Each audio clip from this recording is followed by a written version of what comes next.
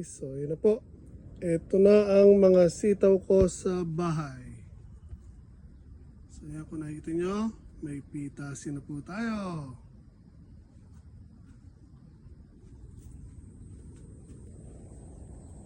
Ang dami pong bunga, oh. Lago.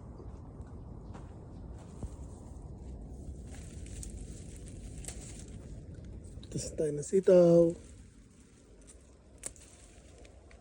Kaganda ng bunga, tingnan yung haba.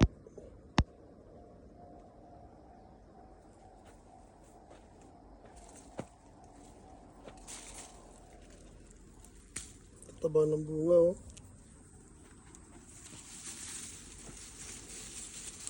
Nakatago.